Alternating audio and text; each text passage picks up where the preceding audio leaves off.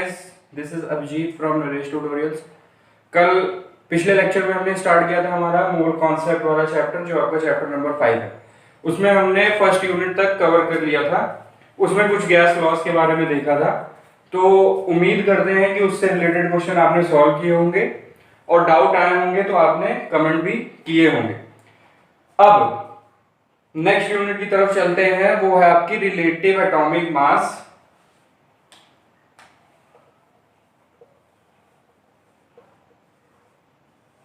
Relative atomic मास। तो पहले समझते हैं रिलेटिव एटॉमिक मास क्या होता है, या फिर इसको एक और नाम दिया जाता है एटॉमिक वेट। ठीक, रिलेटिव मतलब रिलेट करना। ये तो आपको पता होगा कि एटम का साइज बहुत मिनिमम होता है। ठीक, उसको नेकेड आई से देखा नहीं जा सकता। ठीक, अगर नेकेड आई से देखा नहीं जा सकता तो उसका वेट भी क्या होगा, बहुत ही कम होगा। ठीक, तो उसको मेजर कर नहीं सकते। ठीक है, तो उसको डायरेक्टली नहीं मेजर किया जाता, उसका एक इनडायरेक्टली मेथड इन्वेंट हुआ था फिजिक्स में, जिसे बोलते हैं रिलेटिव एटॉमिक मास। ठीक, उस समय मास ऑफ हाइड्रोजन क्या था, 1.6 इंटू 10⁻⁻24 ग्राम। ठीक है, ये आपका हाइड्रोजन का, ये आपका मास ऑफ हाइड्रोजन था। अब मास ऑफ ऑक्सीजन कितना था, मास ऑफ ऑक्सीजन आपका था 26.8 इंटू 10⁻⁻24 ग्राम। ठीक, कहीं 8 है, कहीं 5 है, कहीं 7 है। ठीक, तो हर स्टेट पे अलग अलग। तो ये हो गए आपके मास। अब ये आप खुद देख सकते हैं 10⁻⁻24 ग्राम। अगर हम इसको स्टैंडर्ड यूनिट ऑफ मास में कन्वर्ट करेंगे तो क्या हो जाएगा, ये 10⁻⁻27, यानी बहुत छोटे से भी छोटा। ठीक, उसको मेजर करना बहुत ही मुश्किल था एक एटम के मास को। तो वहां पे कौन सा मेथड इन्वेंट हुआ, रिलेटिव एटॉमिक मास। इसमें क्या करते हैं, दो मासेस को रिलेट करके नियर बाई एवरेज मास हम कैलकुलेट कर लेते हैं, क्योंकि एग्जैक्ट मास कैलकुलेट करना पॉसिबल नहीं होता। तो रिलेटिव एटॉमिक मास, ठीक, जिसे हम शॉर्ट फॉर्म में RAM भी बोलते हैं। ठीक, रिलेटिव एटॉमिक मास या एटॉमिक वेट। ठीक है, तो ये मेथड कब इन्वेंट हुआ था, 1961 में।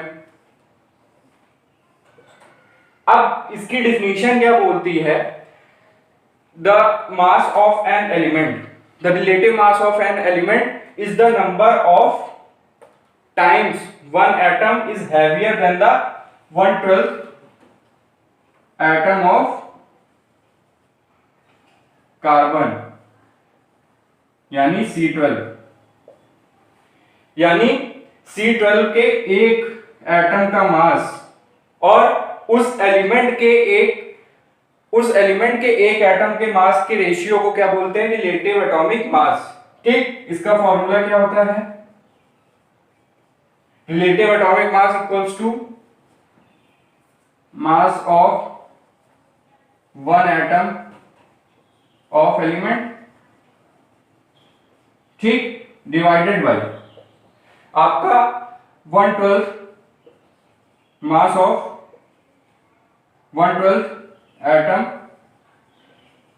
ऑफ कार्बन, जो है आपका C12। ठीक, इन दोनों के रेशियो को क्या बोलते हैं, रिलेटिव एटॉमिक मास।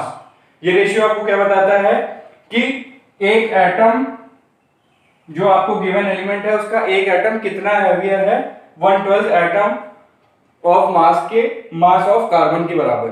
ठीक, कितना हैवियर होगा। अब ये हो गई रिलेटिव एटॉमिक मास की वैल्यू।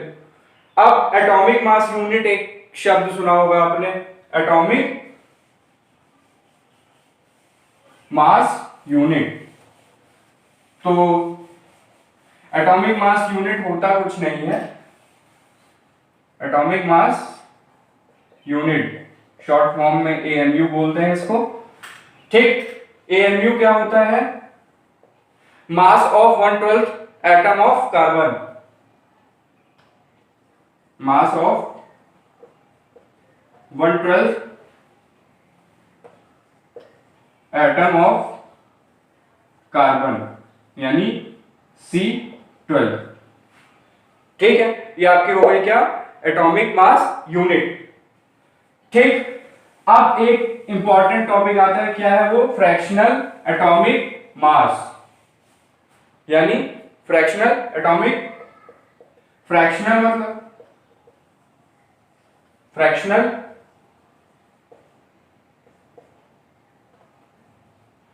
Fractional atomic mass.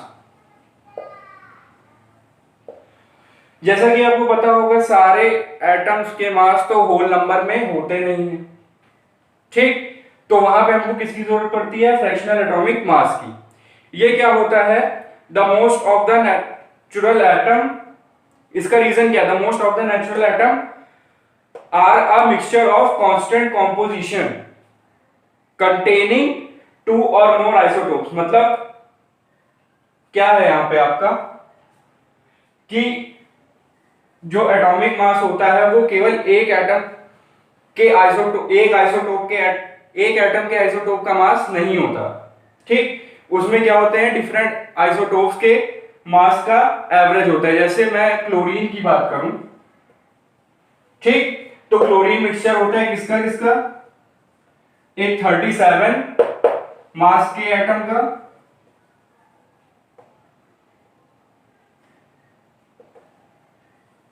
ठीक, यानी क्लोरीन का एक आइसोटोप होगा कितने? 37 एटॉमिक मास यूनिट का, और एक होगा 35 का। ठीक, इन दोनों का रेशियो कितना होता है? 1:3 का। तो यहां पे रिलेटिव एटॉमिक मास आपको कैसे मिलेगा? एवरेज लेते हैं 35 × 3, क्योंकि वन एटम का कितना है? 35, तो 3 का कितना होगा? 35 × 3 प्लस आपका क्या होगा? 37 × 1 एवरेज में डिवाइडेड बाई 4, यानी 3 + 1 4। ठीक, तो इसको सॉल्व करने पे आपको कितना मिलता है? 35.45। ठीक, तो ये आपका क्लोरीन का मास हो जाता है। लेकिन आया कहां से? वो आता है आपका दो आइसोटोप के मास के एवरेज का। ठीक, क्यों? एक एटम केवल एक आइसोटोप कंटेन नहीं करता, डिफरेंट आइसोटोप होते हैं, और डिफरेंट आइसोटोप होंगे तो डिफरेंट एटॉमिक वेट भी उसके होंगे। तो डिफरेंट एटॉमिक वेट होंगे उसके, तो वो क्या होगा कि उसका आपको एवरेज लेना पड़ेगा। ठीक, क्यों? कुछ स्टेट में आपका ये मिल रहा होगा, कुछ स्टेट में आपका ये मिल रहा होगा, लेकिन मिल दोनों रहे हैं, तो आप एक को छोड़ नहीं सकते। तो जब छोड़ नहीं सकते तो वहां पे क्या आता है? मीन का कॉन्सेप्ट, जो आपका एक सेंटर लाइन बता देता है कि इसके ऊपर वैरी हो रहा है, इसके नीचे वैरी हो रहा है, लेकिन ये क्या हो रही है? मिडिल स्टेट है। तो यही करते हैं हम, क्या? एवरेज निकाल लेते हैं, वो आपका क्लोरीन का मास हो जाता है। इसी तरह डिफरेंट एलिमेंट में डिफरेंट डिफरेंट एवरेज होते हैं, ठीक, अकॉर्डिंग टू देयर आइसोटोप्स। अब चलते हैं आपके relative molecular mass. Relative molecular mass, short form में आरएमएम बोलते हैं इसको। ठीक, रिलेटिव मॉलिक्यूलर मास। अब रिलेटिव क्या? वही चीज, वही कॉन्सेप्ट, क्या? रिलेट करेंगे दो मासेस को और एक मॉलिक्यूल का मास निकालेंगे। ठीक, तो ये क्या होता है आपका? The number of times heavier of one molecule of an element to the 1/12 mass of 1/12 atom mass of carbon. ठीक, यानी डिनोमिनेटर वाली चीज सेम रहेगी, लेकिन न्यूमरेटर में क्या होगा? 1 एटम की जगह 1 मॉलिक्यूल हो जाएगा। ठीक, ये क्या है आपका? Mass of 1 molecule of element divided by same mass of 1/12 carbon atom C12। ठीक, ये हो गया आपका। तो ये आपका हो गया रिलेटिव मॉलिक्यूलर मास। अब मॉलिक्यूलर मास कैलकुलेट कैसे करते हैं? ठीक, तो जैसे आपको दिया गया है क्या, CuSO4.5H2। ठीक, इसको मेजर कैसे करेंगे? पहले कॉपर का मास लिख लेते हैं, कितना होता है आपका 63.5। फिर सल्फर का मास लिख लेते हैं, वो कितना होता है आपका 32। फिर ऑक्सीजन का मास कितना होता है आपका 16। ठीक, फिर हाइड्रोजन का मास कितना होता है 1 और ऑक्सीजन का 16। ये हो गए आपके सबके मास। अब क्या करना है, Cu का 1 एटम है तो सीधा प्लस साइन लगा देंगे, सल्फर का 1 एटम है सीधा प्लस साइन लगा देंगे, लेकिन ऑक्सीजन के 4 है, मतलब ब्रैकेट लगा के 16 into 4 करेंगे, फिर प्लस करेंगे। ठीक, उसके बाद 5 है मल्टीप्लीकेशन में, ब्रैकेट लगा देंगे, हाइड्रोजन के एटम कितने 2। ठीक, प्लस ये हो गया आपका। इसको सॉल्व करेंगे तो आपको इस मॉलिक्यूल का क्या मिल जाएगा, मॉलिक्यूलर मास। ठीक, तो सॉल्व करके देखते हैं 63.5 प्लस 32।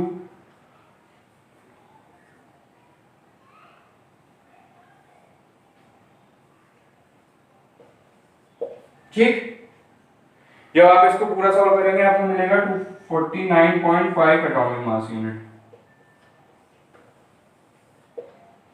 ठीक, तो ये आपका क्या हो जाएगा, मॉलिक्यूलर मास। इस तरह आप किसी भी मॉलिक्यूल का मास कैलकुलेट कर सकते हैं। पहले क्या करेंगे, इंडिविजुअल मास, फिर देखेंगे उसकी एटॉमिसिटी कितनी है, उस मास को उस एटॉमिसिटी से मल्टीप्लाई करेंगे और सबको ऐड कर देंगे उस कंपाउंड में जो जो भी एलिमेंट प्रेजेंट होंगे। ठीक, अब ग्राम एटॉमिक मास की तरफ चलते हैं।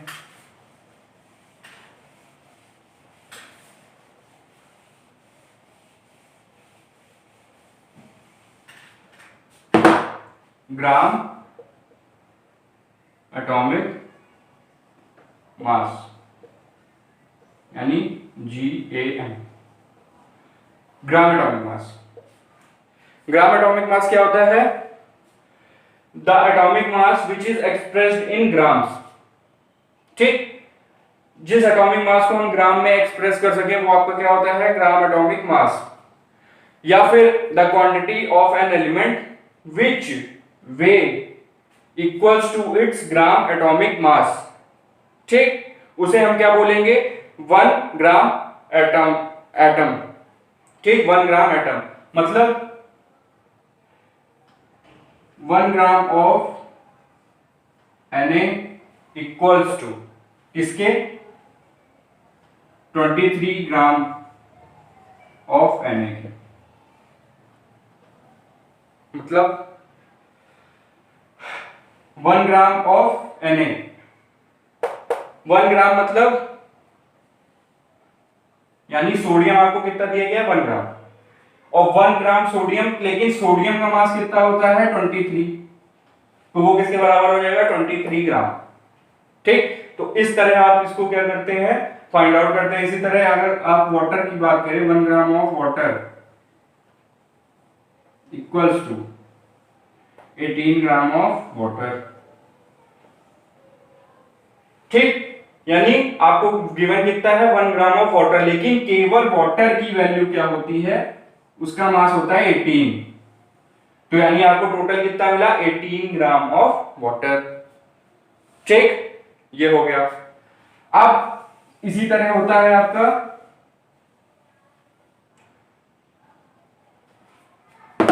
ग्राम molecular mass. Gram molecular mass, the molecular mass which is expressed in grams is called gram molecular mass। ठीक, कहने का मतलब क्या है, मॉलिक्यूल की बात होगी यहाँ पे। ठीक, मॉलिक्यूल में, जैसे पिछला आपको एग्जांपल दिया था वाटर वाला, तो वो क्या था आपका वाटर मॉलिक्यूल था। ठीक, तो यहां पे क्या ले लेंगे, यहां पे केवल मॉलिक्यूल की बात होगी, केवल मॉलिक्यूल की। ठीक, पिछले वाले में ग्राम एटॉमिक मास में केवल एक एटम के ग्राम मास के बारे में बात होगी। ठीक, ये हो गया आपका ग्राम मॉलिक्यूलर मास। आप इंपॉर्टेंट टॉपिक शुरू करते हैं, जो आपके चैप्टर का नेम है मोल कॉन्सेप्ट। ठीक, मोल कॉन्सेप्ट। अब मोल कॉन्सेप्ट क्या है? ठीक, तो पहले समझते हैं मोल क्या होता है। मोल कुछ नहीं है, एक यूनिट है जो फ्रैक्शन है किसका, जो आपको किसी सब्सटेंस का मास दिया जाए, जैसे कह दिया जाए आपको 1 ग्राम ऑफ वाटर गिवन है, ठीक, डिवाइडेड बाय मॉलिक्यूलर मास। ये तो वाटर की बात करी थी, तो वो कितना गिवन था, गिवन मास आपका 1 ग्राम था, उसका मॉलिक्यूलर मास कितना होता है 18। ये आपका क्या हो जाएगा, इसका इसको सॉल्व कर लेंगे तो आपको मोल पता लग जाएंगे, कितने मोल ऑफ वाटर है।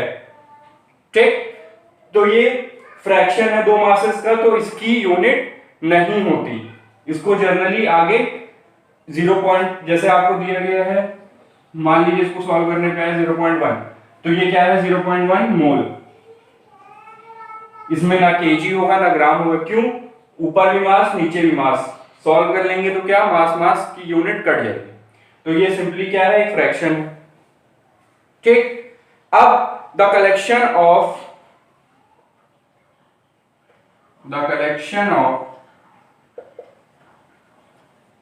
6.022 into 10 की पावर 23 atoms, elementary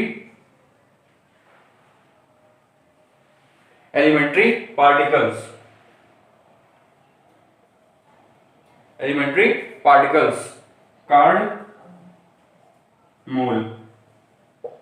कहने का मतलब क्या है कि आपके एक मोल में इतने एलिमेंट्री पार्टिकल होते हैं। ठीक, एक मोल में इतने एलिमेंट्री पार्टिकल होंगे। ठीक है, इसको बोलते हैं एवोगैड्रो नंबर।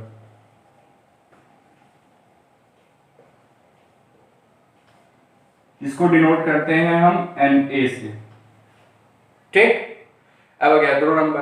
अब एवोगैड्रो नंबर क्या है, the number of atoms present in 12 gram of C12 isotopes, मतलब C12 यानी 12 ग्राम होगा, तो 12 ग्राम में जितने एलिमेंट्स प्रेजेंट होंगे वो आपके क्या कहलाएंगे,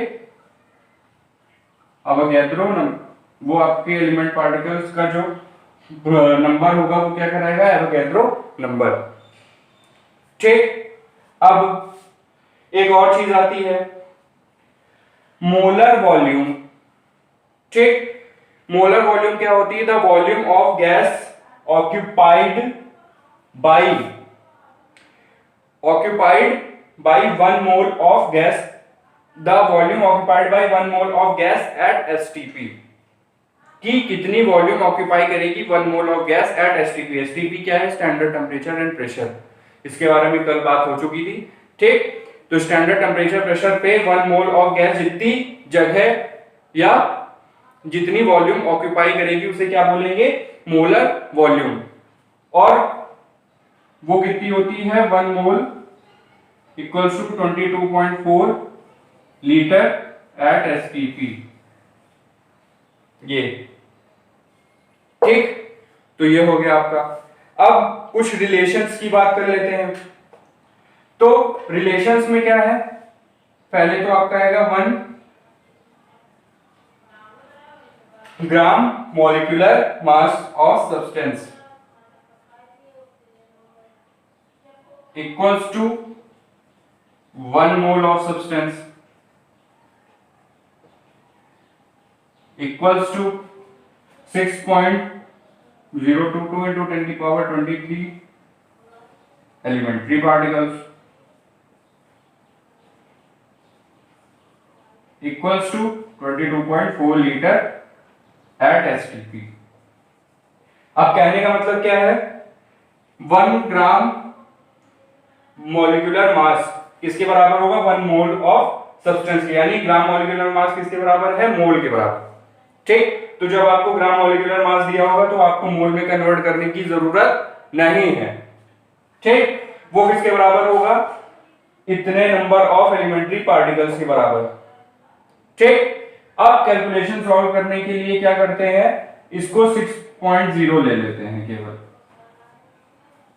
बहुत कम जगह इसको ये लेते हैं, लेकिन कभी कभी कैलकुलेशन सॉल्व या छोटी करने के लिए क्या करते हैं, इस नंबर को भी यूज करते हैं।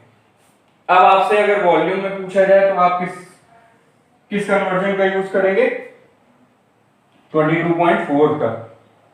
ठीक, ये हो गया आपके रिलेशंस, तो इसको आपको याद रखना है।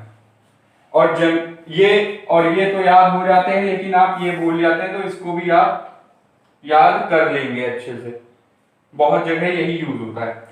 अब इसके क्वेश्चंस कैसे होते हैं, तो एक क्वेश्चन के साथ इसको समझते हैं। जैसे आपको दे दिया गया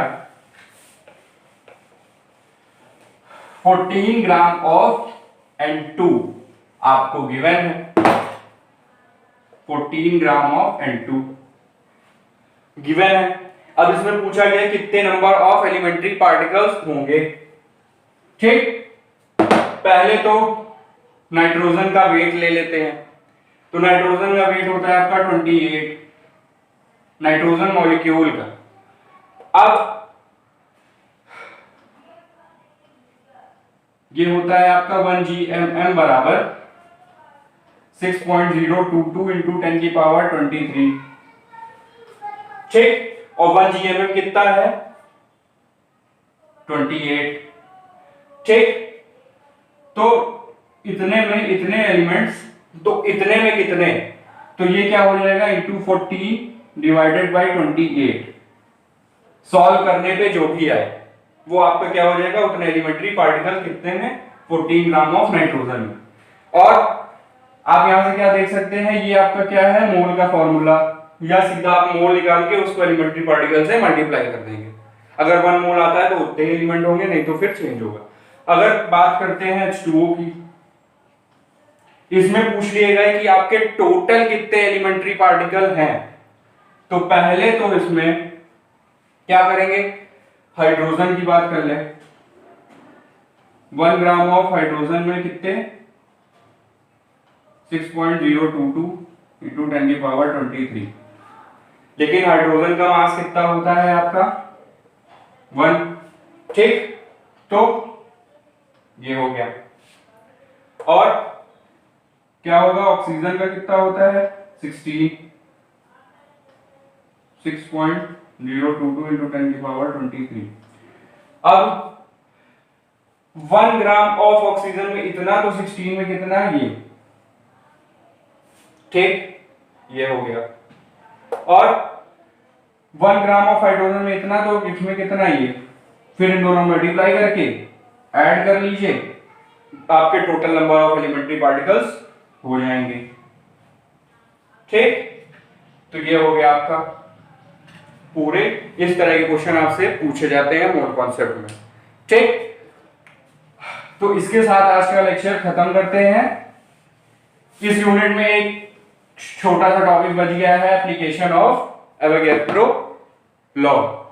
उसको हम अगले लेक्चर में देख के फिर नेक्स्ट यूनिट स्टार्ट कर देंगे। तो आज के लिए इतना ही, थैंक यू।